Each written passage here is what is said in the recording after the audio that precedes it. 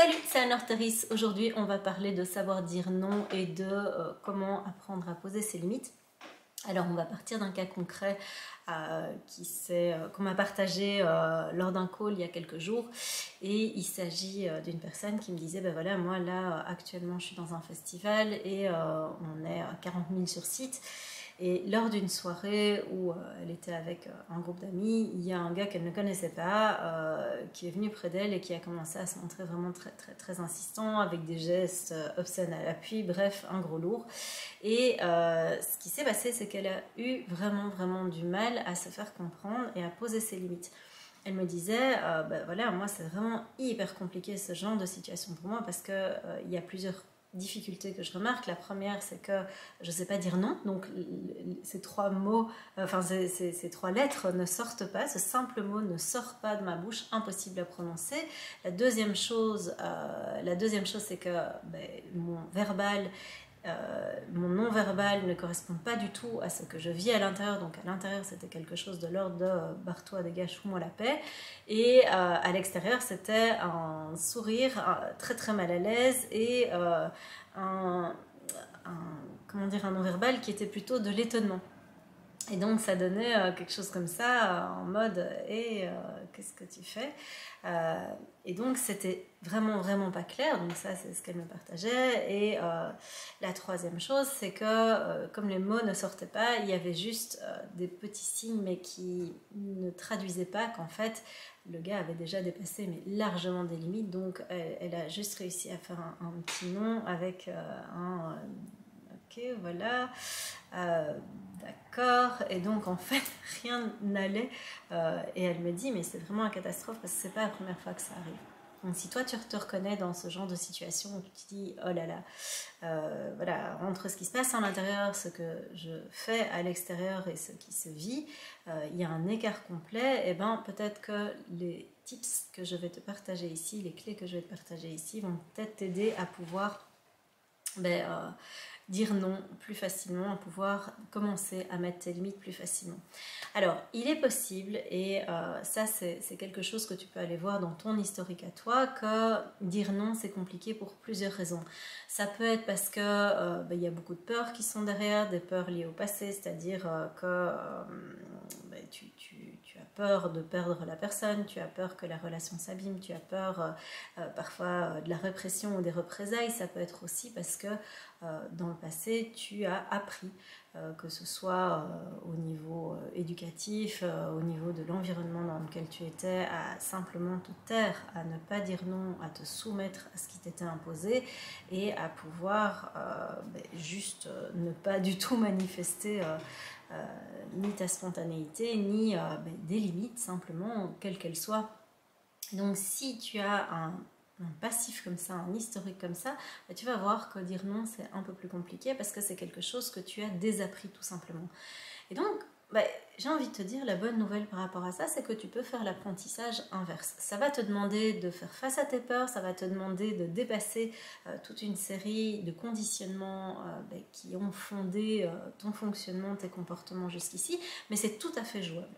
Donc la toute première phase que je t'invite à conscientiser, c'est que au plus tu vas être clair sur ce que tu veux, sur ce que tu ne veux pas, c'est-à-dire sur tes limites à l'intérieur de toi, sur ce qui se passe à l'intérieur de toi, au plus ça va être facile, entre guillemets, de pouvoir le communiquer à l'extérieur. Si tu as zéro visibilité à l'intérieur de toi sur ce que tu veux, sur ce que tu veux pas, sur ce qui est inacceptable en termes d'abus de la part de la personne en face de toi, de ce que tu tolères ou de ce qui est de l'ordre du respect de toi ou pas, au plus c'est flou, au plus ça va être très compliqué de pouvoir mettre tes limites. Donc toute première chose que je t'invite à faire, c'est à clarifier les choses à l'intérieur de toi, à pouvoir mettre des mots de toi à toi-même sur toutes ces choses.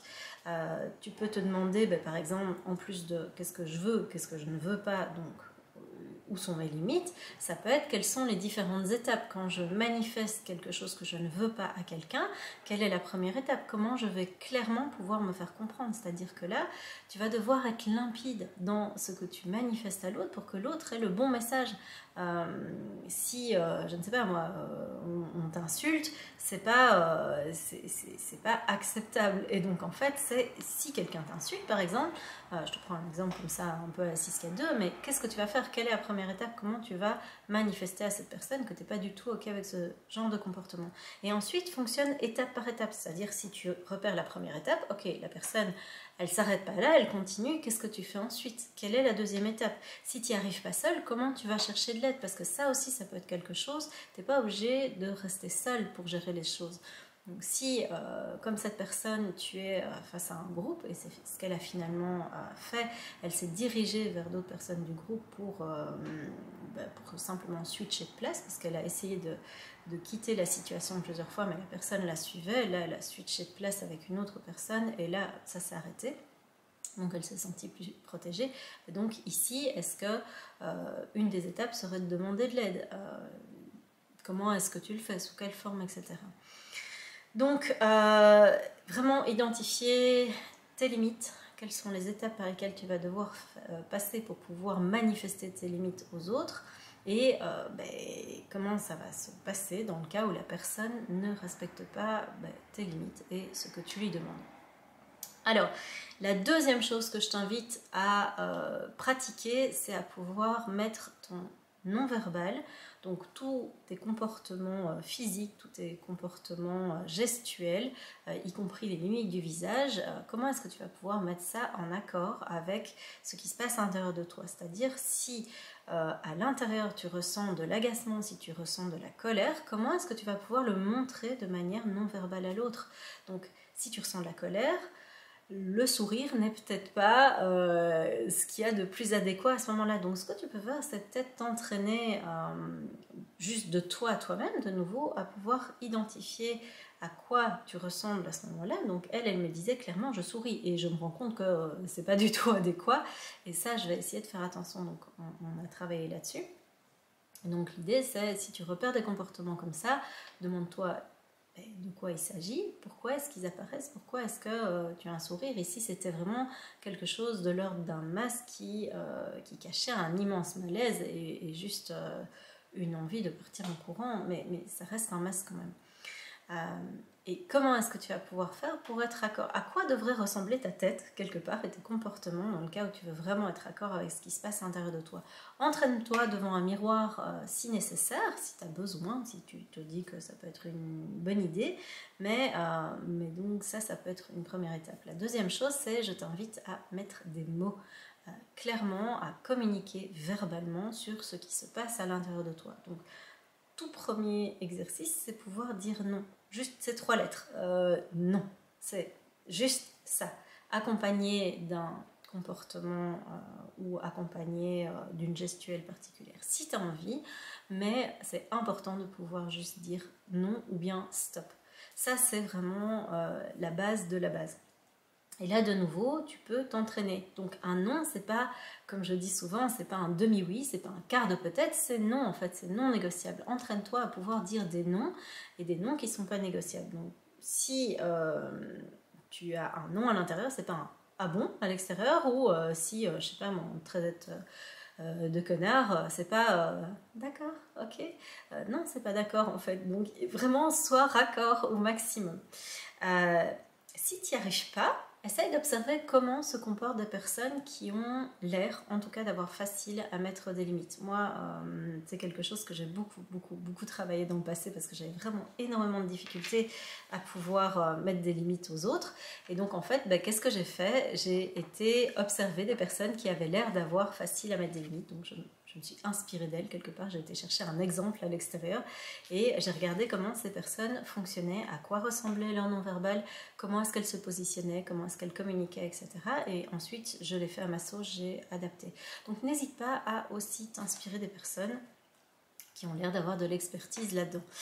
Et la troisième chose que j'ai envie de t'inviter à pratiquer, c'est à être indulgent envers toi-même parce que tu es en apprentissage de quelque chose de nouveau. Peut-être que c'est quelque chose que tu n'as jamais eu l'habitude de faire, peut-être que c'est quelque chose qui est compliqué pour toi, peut-être que c'est quelque chose où tu manques encore de pratique. Et donc, comme toute nouvelle expérience, comme tout exercice qu'on fait, ben, ça va te demander de la pratique. Donc, il y a des fois où tu vas pouvoir être fier de toi et même un tout petit pas, c'est déjà une grosse réussite. Donc, sois juste fier de toi et dis-toi, waouh, en fait, juste, c'est ce que je lui expliquais, juste de faire ça, mais c'est déjà énorme, donc waouh, en fait, tu peux déjà être super contente. Le fait de changer de place, le fait d'aller chercher de l'aide, c'est déjà génial. Donc en fait, même si tu n'es pas encore là où tu souhaiterais être, où tu souhaites arriver, ben c'est déjà génial. Donc ça, tu peux déjà être fier de toi. Et pour toutes les fois où tu n'y arrives pas, ben c'est pas grave, dis-toi qu'on n'arrive pas toujours du premier coup à faire les choses, que ça va peut-être te demander de la pratique et que bah, cette pratique va devoir être accompagnée d'indulgence. Donc ce que tu peux faire, c'est t'entraîner juste de toi à toi-même. Tu vas voir que le fait de mettre des limites à l'extérieur va être probablement, il y a des chances en tout cas, le reflet de limites que tu as du mal à te mettre à toi-même. Donc dire non aux autres, c'est plus compliqué quand tu as déjà du mal à te dire non à toi, à repérer toutes ces fois où tu ne te respectes pas. Je te donne un exemple, ça peut être par exemple si tu n'as plus faim et que tu te dis oh, je suis dans un environnement familial et je sais pas moi, ma maman a cuisiné un petit plat pour moi mais aujourd'hui j'ai tellement pas faim, je vais quand même dire oui. Et bien en fait là ça peut être l'occasion de pratiquer le non et de pouvoir dire ok j'ai pas faim, je vais essayer d'être raccord entre ce que je ressens, entre ce dont j'ai envie et ce que je vais manifester à l'extérieur, donc je vais dire non merci. Et peut-être qu'en face, effectivement, la personne ne sera pas contente, c'est pas grave, mais au moins de toi à toi-même, tu te seras respecté. Ça peut être si on te propose un verre alors que tu n'as pas envie. Ça peut être de te dire machinalement, je sais pas, moi je vais prendre une cigarette parce qu'en fait j'ai l'habitude, mais en fait je sens que j'en ai pas vraiment envie de cette clope. En fait, ça pourrait valoir un non.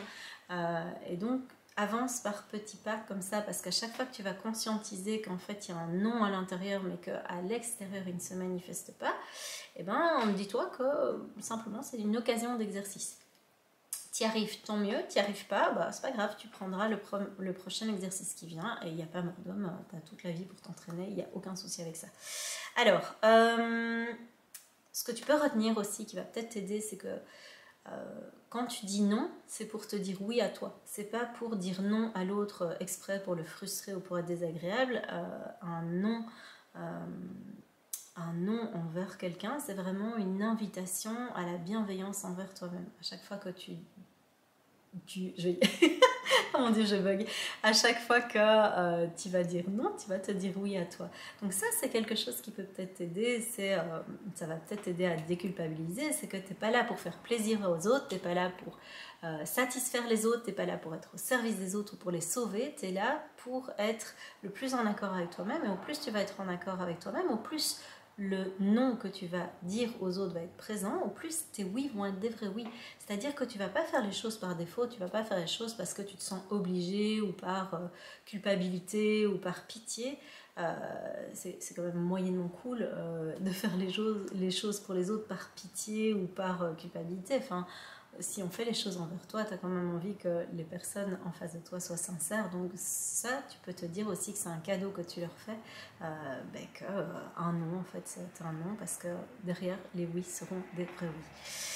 Alors, si tu te dis non à toi, je t'invite aussi à prendre le positionnement de ne pas te dire non pour te brutaliser, pour te frustrer, pour te contraindre ou te contrôler, mais plutôt pour le faire dans la bienveillance, dans la douceur, et te dire que tu te dis non pour arrêter de t'infliger des choses qui ne te correspondent pas, pour arrêter de t'infliger des choses que tu n'as pas envie de vivre tout simplement.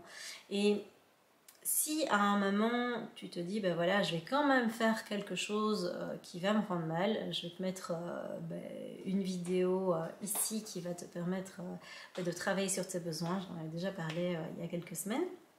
Et si tu fais quand même quelque chose où tu te dis c'est pas terrible pour ma santé, à ce moment-là, profites-en, culpabilise pas. Si tu fais ce choix-là, fais un vrai choix. Donc c'est si tu prends ce verre en plus slash Verantro ou cette clope, ben en fait ça vaut là. Parce qu'en fait sinon ben, tu vas non seulement faire un truc qui te fait pas du bien, mais en plus tu vas te rajouter 3 couches de souffrance et de culpabilité qui seront pas utiles. Donc prends conscience de ton choix, fais le choix de faire quelque chose qui te fait pas du bien, fais-le le moins longtemps possible et le moins souvent possible si tu peux, mais si tu le fais, profites-en à fond, kiffe et fais-le en conscience. Donc ça c'est vraiment des pistes qui vont pouvoir t'aider à être en accord avec toi-même. Au plus tu vas être en accord avec toi-même à l'intérieur, au plus ça va être facile de poser tes limites à l'extérieur. N'hésite pas, si tu souhaites que je t'accompagne dans ce genre d'exercice, dans ce genre de pratique, à bloquer un call ici dans la description. Il y a le programme Reconnexion dans lequel je t'aide à faire ce genre de travail sur toi. Il y a plusieurs personnes, tu vas pouvoir trouver dans la playlist témoignages et programmes, plusieurs personnes qui témoignent de ce que ça fait de rejoindre le programme. Je te laisse visionner ça et on se retrouve très bientôt pour une nouvelle vidéo. Ciao!